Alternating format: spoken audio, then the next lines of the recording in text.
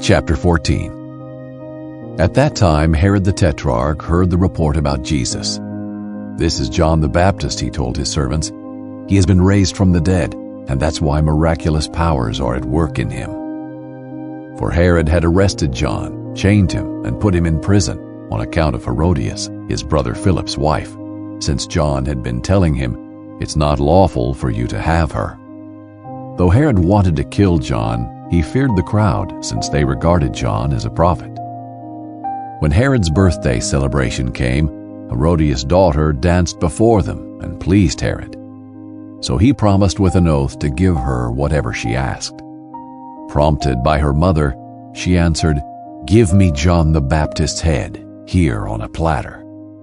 Although the king regretted it, he commanded that it be granted, because of his oaths and his guests.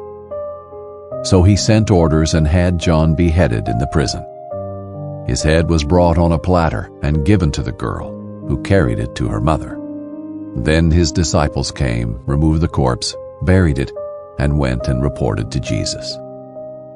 When Jesus heard about it, he withdrew from there by boat to a remote place to be alone. When the crowds heard this, they followed him on foot from the towns.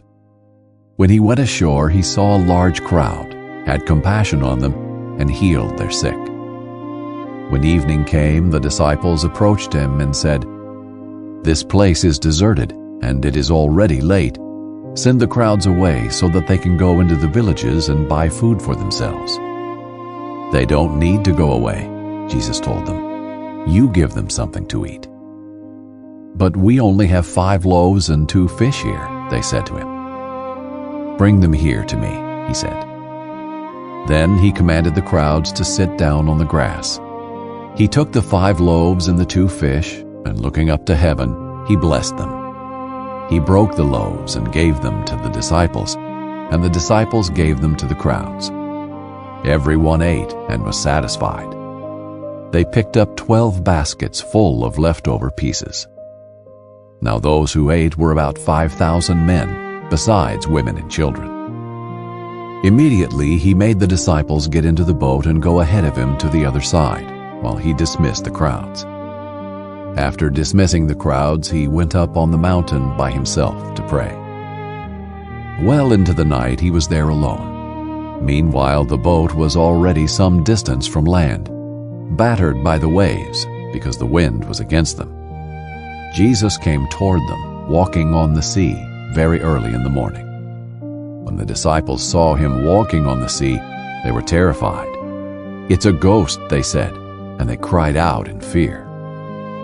Immediately Jesus spoke to them. "Have courage, it is I. Don't be afraid." "Lord, if it's you," Peter answered him, "command me to come to you on the water." He said, "Come." And climbing out of the boat, Peter started walking on the water and came toward Jesus. But when he saw the strength of the wind, he was afraid, and beginning to sink, he cried out, "Lord, save me!" Immediately Jesus reached out his hand, caught hold of him, and said to him, "You of little faith, why did you doubt?" When they got into the boat, the wind ceased. Then those in the boat worshipped him and said, "Truly, you are the Son of God." When they had crossed over, they came to shore at Gennesaret.